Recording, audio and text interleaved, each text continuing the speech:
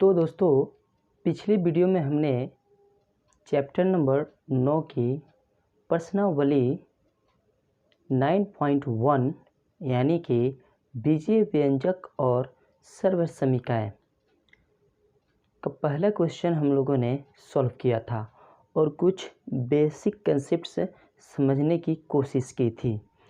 तो मेरे प्यारे दोस्तों, आज हम कुछ बेसिक कंसेप्ट्स और कुछ डिफिनीशंस यानी परिभाषाएं जानने की कोशिश करेंगे और फिर हम क्वेश्चंस नंबर 2 और 3 को सॉल्व करेंगे ताकि हमें क्वेश्चंस को सॉल्व करने में कोई परेशानी ना हो।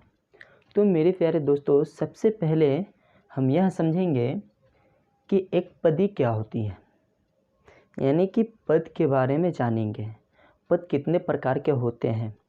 ऐसे अगर बेसिक रूप से देखा जाए तो पद सिर्फ 4 प्रकार के होते हैं। पहला एकपदी, दूसरा द्विपद, तीसरा त्रिपद और चौथा बहुपद होता है। तो पहला हमारा है एकपदी। एकपदी क्या है वो हम देख लेंगे।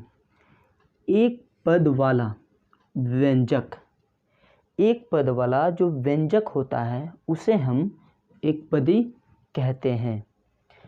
जैसे 4x square, 4x square, 3xy।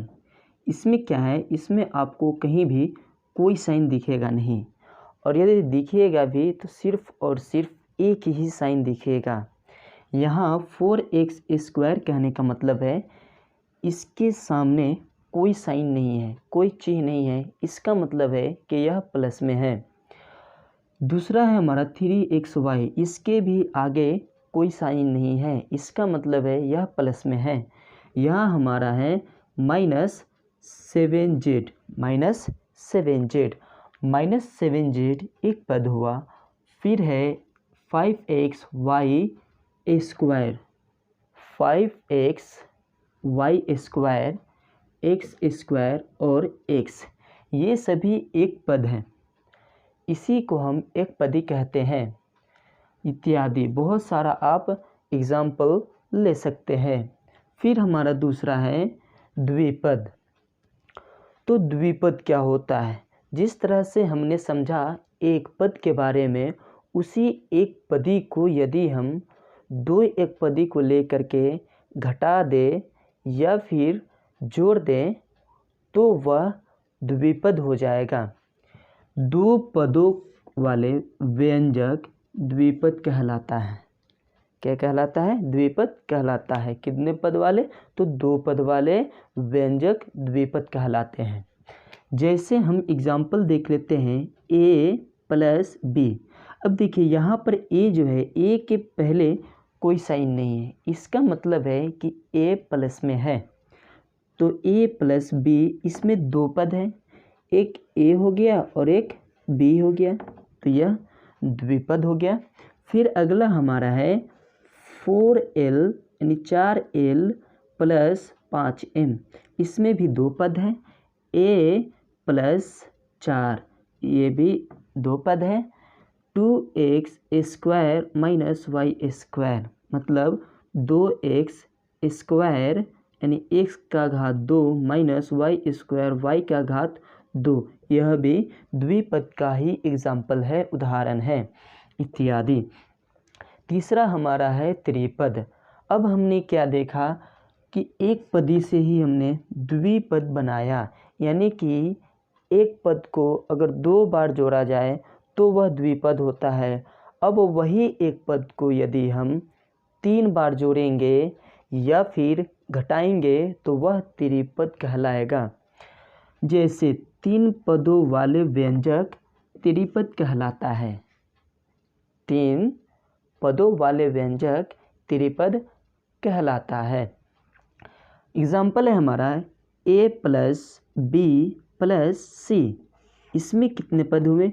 तो एक a है, फिर प्लस, फिर b हुआ दूसरा, फिर प्लस, फिर c हुआ तीसरा। यानी कि बहुत ही बेसिक कंसेप्ट है और बहुत ही सिंपल और इजी है। मैंने पिछली वीडियो में बहुत ही अच्छे तरीके से पद के बारे में समझा रखा है। तो मेरे प्यारे दोस्तों, अभी तक आपने पिछली वीडियो नहीं देखी है हमारी, तो आप अभी जाएं हमारे डिस्क्रिप्शन बॉक्स में।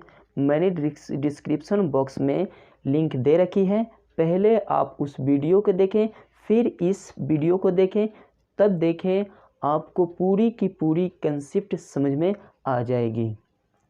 फिर अगला हमारा एग्जाम्पल है 2x + 3y - 5, 2x + 3y - 5। 2x एक पद हुआ, प्लस 3y यानी 3y दूसरा पद, और -5 तीसरा पद हुआ। फिर हमारा अगला है x² y - yxy² + y²।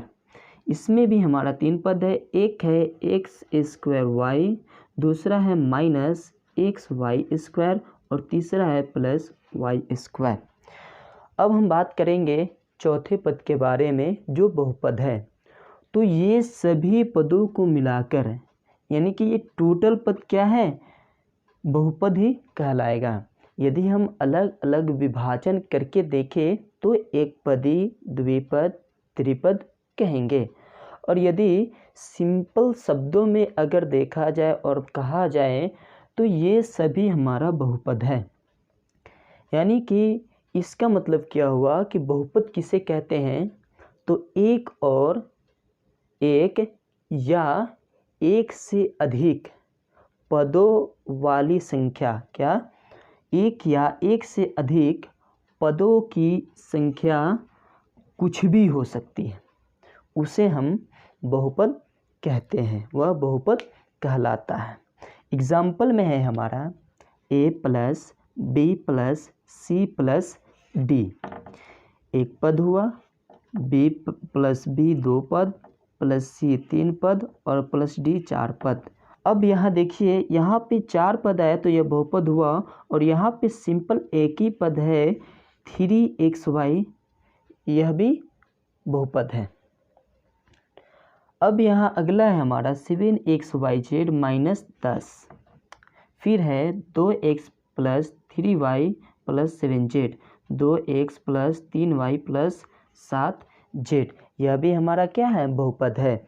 तो मेरे प्यारे दोस्तों, जब तक इन कंसेप्ट को हम समझेंगे नहीं, तब तक हमसे अगली क्वेश्चंस नहीं बनेगी। तो अब हम जानेंगे समान एवं असमान पद के बारे में। जब तक आप समान और असमान पद न समझेंगे, तब तक आपसे क्वेश्चंस नंबर 3 और 4 नहीं बनेंगे। तो देख लेते हैं क्या होता है। यदि हम लिखते हैं 2x - 7x - 15x 7 zy 8 xy 9 x² y 10 yx²। अब यहाँ हमें क्या देखना है, हमें यह बताना है कि इसमें कौन कौन सा पद है जो समान है, यानी बराबर है, इक्वल है। तो यहाँ हम देख लेते हैं 2x - 7x और -15x। हमें क्या देखना है, हमें यहाँ पे अंकों को नहीं देखना है, हमें यहाँ पे केवल चर मानों को देखना है। और चर मान क्या होता है, तो चर मान ABCD जो है 26 अक्षर जो है आपके, ये सभी चर मान कहलाते हैं। तो यहाँ पे देखिए 1x है, यहाँ पर भी 1x है, कोई बदलाव नहीं, यहाँ पर भी 1x है। तो ये तीनों जो है एक ही कैटेगरी के हैं, यानी कि ये तीनों समान पद हैं।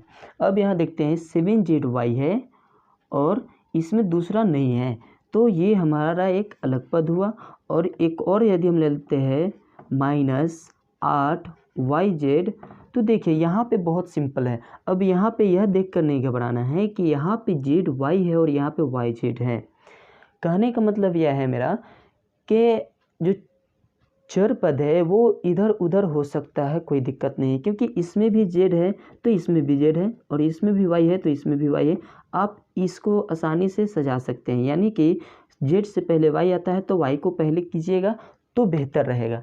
तो यहाँ पे हम इसको सजा सकते हैं कि 7yz, तो यह हमारा समान पद हुआ। फिर हम देखेंगे 8xy, ठीक, ये हमारा एक अलग पद है। इसके लिए भी हम एग्जाम्पल ले सकते हैं 16yx। देखिए इसमें जिस तरह से यह आप समझ गए उसी तरह से इसको भी समझना है। ये 8xy है, यहाँ पे 16yx है, यानी कि इससे कोई फ़र्क नहीं पड़ता है कि ये x इधर हो या फिर ये y इधर हो, दोनों सेम है। xy या फिर yx दोनों बराबर है और समान है। तो ये 16yx और 8xy समान है। फिर यह हमारा है 9x² y 10yx², यहाँ भी उसी तरह है। तो ये दोनों हमारा पद क्या है, समान है। इस तरह से इसे समझने के बाद में आपको बहुत ही बड़ी हेल्प मिलने वाली है। आपको अगली जो वीडियो आएगी उसमें जो भी आपको पढ़ाया और सिखाया जाएगा और समझाया जाएगा वो आपको अच्छी तरह से समझ में आएगी। मेरे प्यारे दोस्तों, यदि अब तक आपने हमारी चैनल को सब्सक्राइब नहीं किया है तो प्लीज़ आप सब्सक्राइब कर लें और हमारे नोटिफिकेशन बेल को भी प्रेस कर लें, ताकि जब भी हम अपनी यूट्यूब चैनल पे वीडियो अपलोड करें तो उसकी नोटिफिकेशन आप तक पहुंच सके और सबसे पहले आप वीडियो को देख सकें। और ज़्यादा से ज़्यादा शेयर करें। और यदि आपको किसी भी प्रश्न में दिक्कत, डाउट आती है तो आप हमें कमेंट बॉक्स में ज़रूर लिखें। धन्यवाद।